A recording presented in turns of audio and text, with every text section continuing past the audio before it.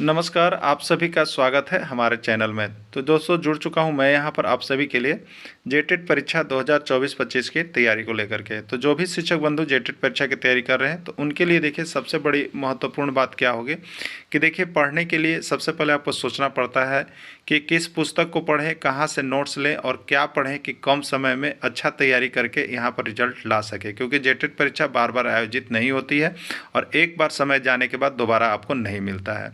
तो इस कड़ी में हम आपके लिए बता देते हैं जेटेट परीक्षा के लिए अभी जो जैक एग्ज़ाम लेगी, ठीक है। और अभी देखिए जितना भी जैक एग्ज़ाम ले रही है आप सभी ने प्रश्न पत्र को देखा भी होगा, नहीं भी देखा होगा तो आपको मिल जाएगा, देख लीजिएगा। जेसीईआरटी किताब जो जैक सरकारी विद्यालयों में फ्री में पढ़ने के लिए देती है, वहाँ से भर भर के प्रश्न लेकर के आती है और यहाँ पर विद्यार्थी जो होते हैं बहुत ऊंचे स्तर की पढ़ाई की तैयारी करते रह जाते हैं और वो सभी यहाँ पर फ्लॉप करते हैं। और जो यहाँ पर जेसीईआरटी जैक की किताब का हूबहू प्रश्न पढ़ के चले जा रहे हैं उनका यहाँ पर रिजल्ट बहुत ही अच्छा हो रहा है, जिसका प्रमाण भी हमने यहाँ पर अभी जो परीक्षा हुआ उसका सभी को हमने यहाँ पर जो नोट्स मिला हुआ था, नोट्स दिए थे उसको हमने अंडरलाइन करके भी भेज दिया था। लगभग देखिए आपको यहाँ पर 80% 85% प्रश्न जो है आपके जेसीईआरटी जैक की किताब से हूबहू सिंपल प्रश्न भिड़े हुए थे। तो आपका जेटेट में भी आएगा, लेकिन अब आपकी बारी है कि आप क्या डिसाइड करते हैं, ठीक है। यदि आप कहीं से गाइड लेके पढ़ रहे हैं तो गाइड तो देखिए बहुत ही आपको कमज़ोर बना देगा, ठीक है। बहुत ज़्यादा पढ़िएगा बहुत कम आएगा। आप जेसीईआरटी किताब का अगर आपके पास समय है तो नोट्स बनाइएगा, और यदि नोट्स नहीं बना पाते हैं तो देखिए हम आपके लिए इसी कड़ी पर काम करते हैं। हम आपको सारे नोट्स पीडीएफ और वीडियो यहाँ पर जेसीईआरटी जैक के किताब का हर चैप्टर क्लास 6 से लेकर के 11 तक, अभी 10 तक तो देखिए कंप्लीट है, 11 का बन रहा है, 10 तक से ही आपका ऐसे जेटेट परीक्षा में रहेगा। तो 10 तक का 100% कंप्लीट नोट्स हर चैप्टर से मिलेगा। और अभी हर जिस चैप्टर से आएगा अगर एग्जाम में प्रश्न तो उस चैप्टर से वहाँ से प्रश्न आपके एग्जाम में रहेगा ही रहेगा। तो ये हैंड रिटेन नोट्स है, आपको अब पूरा अंदर से निचोड़ करके बनाया गया है। इसकी प्रामाणिकता भी हो गई है अभी परीक्षा में बहुत हद तक, यानी 85-90% प्रश्न उसी नोट से भिड़े भी थे। तो आप सभी देख भी लिए होंगे। जो शिक्षक अभी तक नहीं जुड़े हैं आप जुड़ जाइएगा, हैंड रिटेन नोट्स लेकर के जरूर पढ़ लीजिएगा। अभी आपको सिर्फ यदि 1 से 5 शिक्षक की तैयारी कर रहे हैं तो 500 रुपये में आपको यह मिलेगा, और 6 से 8 शिक्षक की तैयारी कर रहे हैं तो यह आपको 500 रुपये मिलेंगे। और दोनों शिक्षक अगर एक साथ जुड़ देंगे तो उनको सिर्फ 700 रुपये में यहाँ से हम प्रोवाइड करते हैं ये सारे नोट्स, और उसके साथ साथ फ्री क्लासेज भी रहती है, ठीक है। तो क्लासेज भी आपको है, नोट्स भी आपको हैं, उसमें बात करने की सुविधा भी है, जिससे आप 100% यहाँ से स्कोर करेंगे। चलिए चलते हैं आगे। महत्वपूर्ण आपके लिए यहाँ पर हिंदी का प्रैक्टिस सेट 3 लेकर के आए हुए हैं, यानी संपूर्ण हिंदी का प्रैक्टिस सेट ये 3 आपको मिल रहा है, ठीक है। इसके पहले आपने यदि पहला और दूसरा प्रैक्टिस सेट नहीं देखा है तो आप सभी देख लीजिएगा। यह प्रैक्टिस सेट इसलिए आपके लिए महत्वपूर्ण होगा क्योंकि ये जो आपका प्रश्न यहाँ पर प्रैक्टिस सेट है वो विभिन्न राज्यों के शिक्षक पात्रता परीक्षा में जो पूछे गए हैं वहाँ से निकला हुआ है, ठीक है। विभिन्न राज्यों के शिक्षक पात्रता परीक्षा में पूछे गए प्रश्न को यहाँ पर सोल्यूशन के रूप में लिया गया है, इसलिए आप सभी को देखना बहुत ही महत्वपूर्ण होगा। चाहे आप 1 से 5 के शिक्षक की तैयारी करें या 6 से 8 भाषा शिक्षक, गणित विज्ञान शिक्षक या आपका सामाजिक विज्ञान शिक्षक, तो ये सभी के लिए महत्वपूर्ण क्लासेज यहाँ पर आपकी हो जाती है, ठीक है। चलिए देखिएगा यहाँ पे प्रश्न है आपका यहाँ पर, किस कारक में से विभक्ति का प्रयोग साधन के अर्थ में होता है? अपादान कारक, कर्ता कारक, करण कारक या संप्रदान कारक, ठीक है। देखिए यहाँ पर से विभक्ति चिन्ह होता है, तो से जो होता है देखिए अपादान कारक का भी विभक्ति चिन्ह से है और करण कारक का भी विभक्ति चिन्ह से है, ठीक है, और कर्ता ने है, ठीक है। अब देखिएगा यहाँ पर तो ये दोनों का से है, अपादान कारक का भी से यहाँ पर एक है और करण कारक का भी यहाँ पर से है, ठीक है। तो यहाँ पर साधन के रूप में किसका प्रयोग होता है ये पूछ रहा है कि किस कारक में से विभक्ति का प्रयोग साधन के अर्थ में होता है। से का प्रयोग होता है लेकिन साधन के अर्थ में होता है। तो देखिए यहाँ से 2 गो का हो गया, एक अपादान कारक का हो गया और एक करण कारक का हो गया, ठीक है। तो करण कारक का जो प्रयोग होता है वो साधन के रूप में होता है। करण कारक में जो से विभक्ति चिन्ह का प्रयोग है वो साधन के अर्थ में होता है, और अपादान कारक में जो विभक्ति चिन्ह होता है वो यहाँ पर वियोग के रूप में होता है, टूटने के रूप में होता है, बिखरने के रूप में होता है, ठीक है। जैसे देखिएगा अब दोनों में कैसे होगा। तो अपादान कारक, तो पेड़ से पत्ता गिरा, पेड़ से पत्ता गिरा, ठीक है। पत्ता पहले पेड़ में था, अब पेड़ से पत्ता नीचे गिर गया, तो ये क्या हो गया, पेड़ से पत्ता अलग हुआ, अलग हुआ, ठीक है। अब देखिए, रमेश छत से गिर गया। रमेश छत पर था, रमेश अभी कहाँ था, छत से सटा हुआ था, छत पर था, लेकिन ये नीचे आ गया, ये नीचे आ गया मतलब गिर गया, तो क्या हुआ, छत से अलग हुआ, छत से अलग हुआ। तो जिसमें अलग होने का बोध होगा उसमें से का प्रयोग जो है आप यहाँ पर अपादान कारक के रूप में कीजिएगा, और जिसमें से का प्रयोग साधन के रूप में होगा, जिससे रमेश साइकिल से बाजार जाता है, साइकिल से, तो यहाँ बाजार जाता है लेकिन बाजार जाने का साधन क्या है, साइकिल, ठीक है। टून टून टून जो है हाथ से मारती है, हाथ से मारती है, तो टून मारती है लेकिन मारने का साधन वो क्या बनाई है, हाथ, ठीक है। तो इस तरह से साधन के रूप में जो से का प्रयोग आएगा वो करण कारक में जाएगा, याद कर लीजिएगा, ठीक है। हाँ देखिए, यहाँ पर आपको हम नोट्स भी दे देते हैं, जो लोग जुड़े हुए हैं, जो लोग नहीं जुड़े हैं वो उनका तो देखिए यहाँ पर जुड़ जाएंगे। करण कारक में जहाँ पर से का प्रयोग साधन के लिए होता है, वहीं पर अपादान कारक के लिए से का प्रयोग अलग अलग होने के लिए किया जाता है। अभी आपको देखिए एग्जाम्पल भी दे के बता दिए सब कुछ। तो ये अपादान कारक और करण कारक दो को बहुत आता है एग्जाम में, बहुत। अगर कारक से आ रहा है तो ये दोनों से तो एकदम भर भर के क्वेश्चन आता है, इसलिए दोनों का देखिए हम कन्फ्यूजन भी आपको दूर कर दिए हैं, ठीक है। चलिए अब आप बताइएगा, एक प्रश्न आपके लिए है कि राम छड़ी से मारता है, राम छड़ी से मारता है, राम छड़ी से मारता है, इसमें से का प्रयोग किस कारक के साथ हुआ है, किस कारक के लिए हुआ है, ठीक है। और दूसरा है यहाँ पर दूसरा है रमेश मोटरसाइकिल से गिर गया, रमेश मोटरसाइकिल से गिर गया, इसमें से का प्रयोग कौन विभक्ति कौन कारक के लिए हुआ है। दो प्रश्न है, दोनों प्रश्न का जवाब हमको आप जरूर दीजिएगा, ठीक है। चलिए अगला प्रश्न देखिएगा, भारतीय संविधान में कितनी भाषाओं को मान्यता प्रदान की गई है, 20, 21, 22, 23, ठीक है। तो भारतीय संविधान में 22 भाषाओं को मान्यता प्रदान किया गया है। ये जेटेट का पूछा हुआ प्रश्न है, ये जेटेट में आया हुआ प्रश्न है, ठीक है।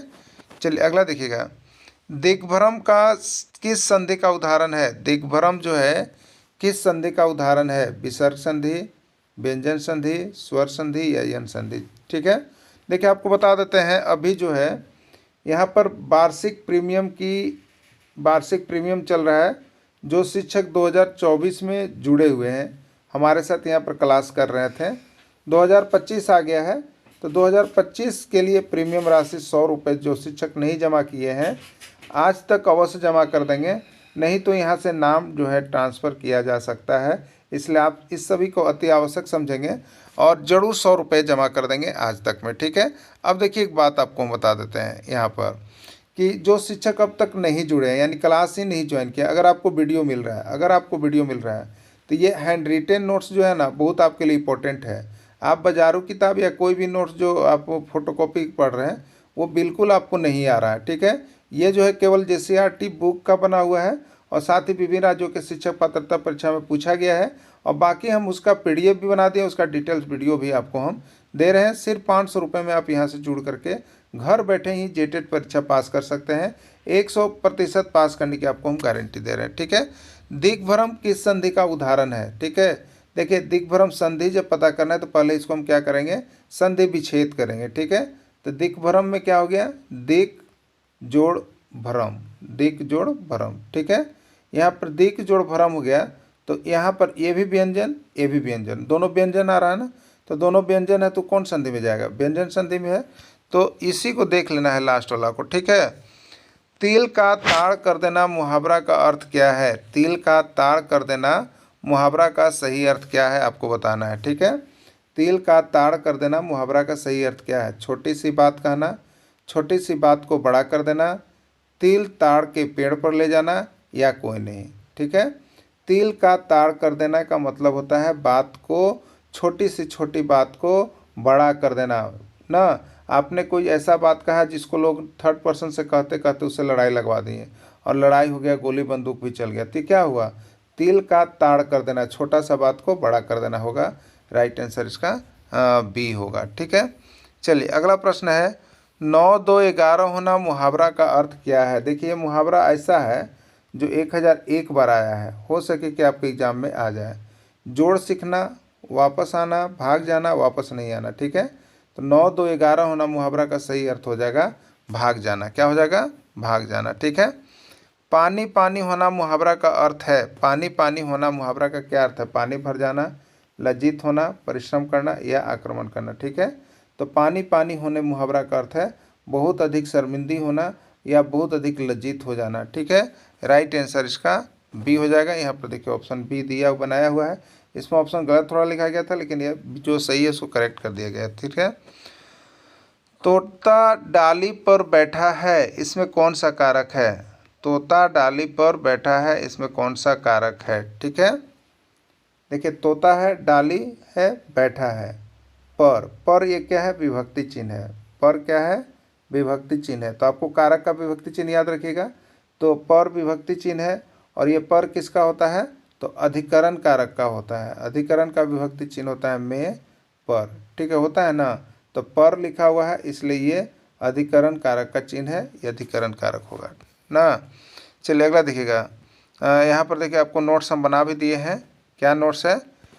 अधिकरण कारक का विभक्ति चिन्ह पर होता है, ये अधिकरण कारक है। क्लियर?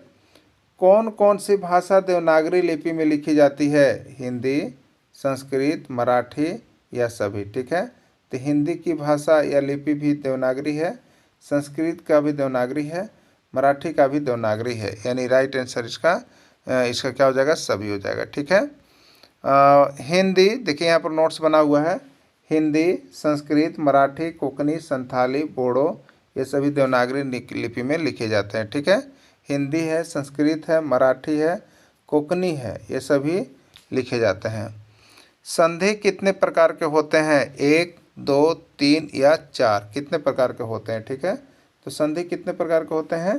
3 प्रकार के होते हैं, स्वर संधि, व्यंजन संधि और विसर्ग संधि। ठीक है, स्वर संधि, व्यंजन संधि और विसर्ग संधि।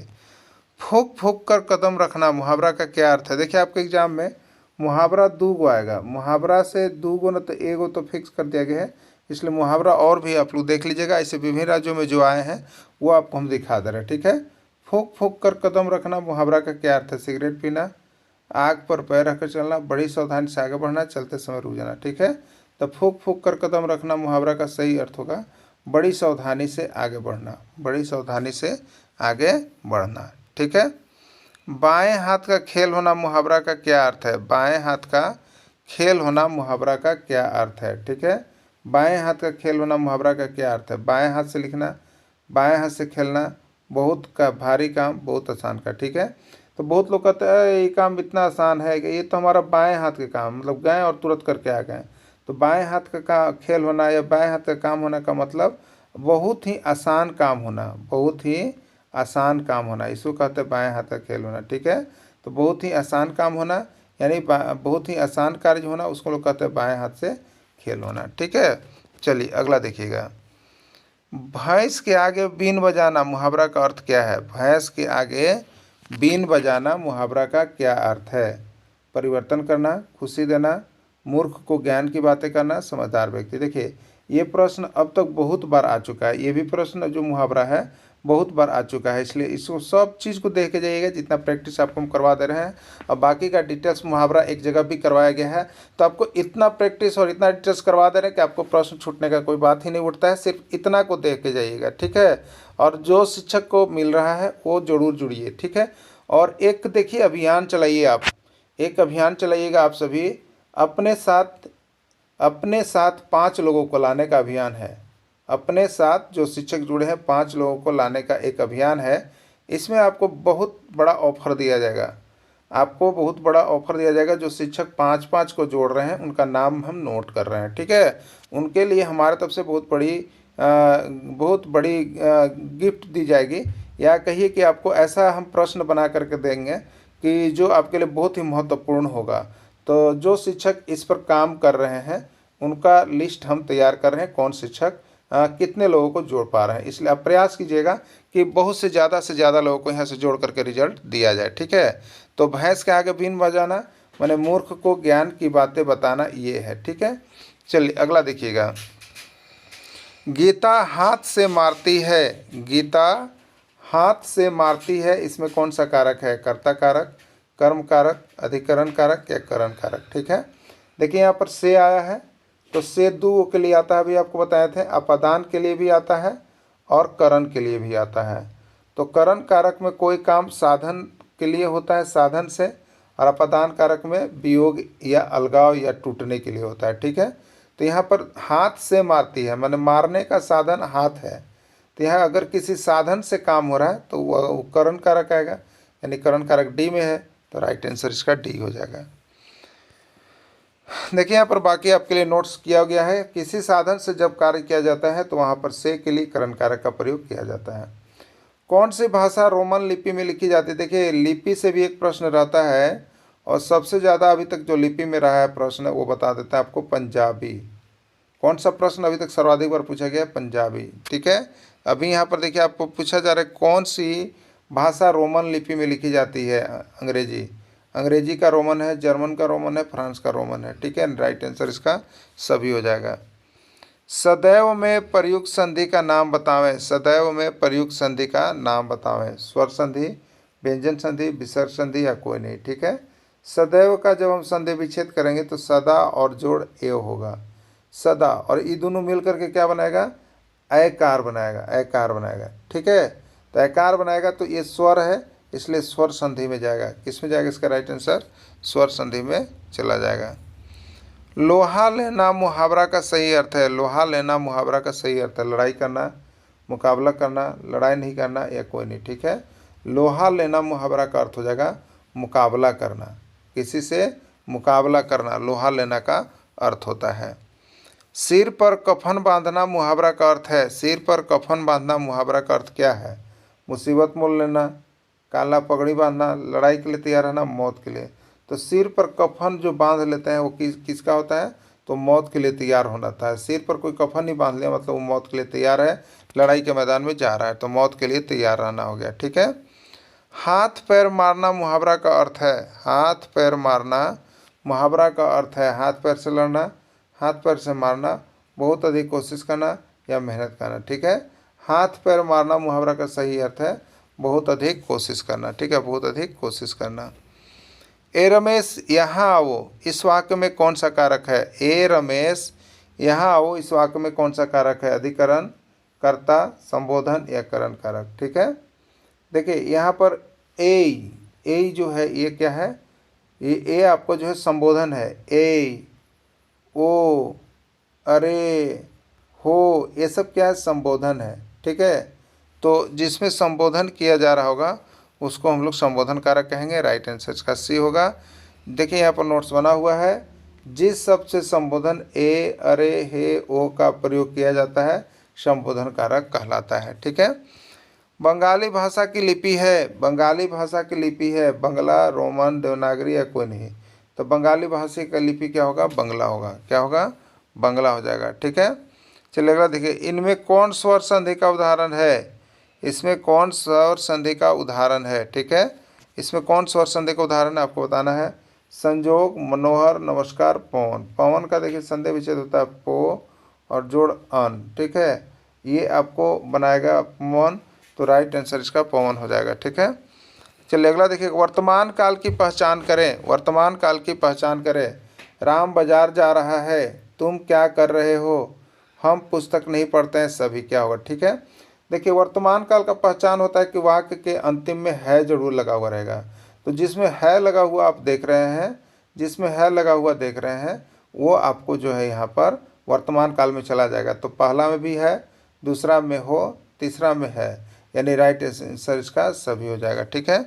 चलिए अगला देखिएगा, अगला देखिएगा यहाँ पे, वर्तमान काल की पहचान करें। अब फिर वर्तमान काल का पहचान करना है।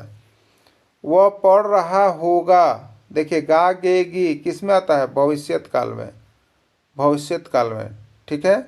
अब देखिए राम सो चुका था, था किस में आता है? भूतकाल में, भूतकाल पास्ट टेंस, फ्यूचर टेंस, ठीक। सीता बाजार जा रही है देखिए वर्तमान काल, है किस में आता है वर्तमान काल। तो वर्तमान काल की पहचान करना है तो ये सी नंबर है, सी नंबर इसका सही है, ठीक है। अगला, रमेश मेरे जाने से पहले पटना पहुंच चुका है, यह किस काल का उदाहरण है, यह किस काल का उदाहरण है, ठीक है। तो देखिए वर्तमान काल, भूतकाल, भविष्यकाल या कोई नहीं, तो पहुंच चुका है यानी काम हुआ है, तो ये वर्तमान काल में चला जाएगा, ठीक है।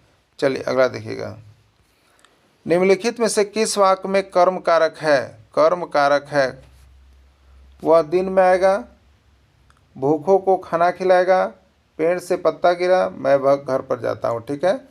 कर्म कारक है तो कर्म कारक का विभक्ति चिन्ह क्या होता है, को होता है, क्या होता है, को होता है, ठीक है। किस वाक्य में कर्म कारक का विभक्ति चिन्ह को होता है, तो यहाँ पर देखिए एक है, भूखों को खाना खिलाओ, इसी में विभक्ति चिन्ह को आया हुआ है, तो यही जो है आपका यहाँ पर हो जाएगा कर्म कारक, ठीक है। चलिए अगला देखिएगा, पंजाबी भाषा की लिपि है, पंजाबी भाषा की लिपि है देवनागरी, गुरुमुखी, रोमन या कोई नहीं, ठीक है। तो पंजाबी भाषा की लिपि जो होती है वो गुरुमुखी होती है, क्या होती है, गुरुमुखी, ठीक है। चलिए अगला देखिएगा, निरर्थक का सही संधि विच्छेद है, निरर्थक का सही संधि विच्छेद है, निर्जोड़ अर्थक, निरह जोड़ अर्थक, निह जोड़ अर्थक या कोई नहीं, ठीक है। तो निरर्थक का सही संधि विच्छेद होता है निह जोड़ अर्थक, क्या होता है, निह जोड़ अर्थक निरर्थक होता है, ठीक है, निरर्थक होता है। चलिए अगला है, किस वाक्य में आपादान कारक है, आपादान कारक है, राम ने रावण को तीर से मारा, मोहन से अब नहीं गाया जाता, हिमालय से गंगा निकलती है, चाकू से फल को काटो, ठीक है, चाकू से फल को काटो। तो देखिए यहाँ पर जो आपका आपादान कारक है वो बिलगाव होता है, अलग होता है। तो हिमालय से गंगा निकलती है, हिमालय गंगा एक में रहती है पहले और वहाँ से गंगा निकल जाती है, बिलगाव हुआ, इसलिए राइट आंसर इसका सी होगा।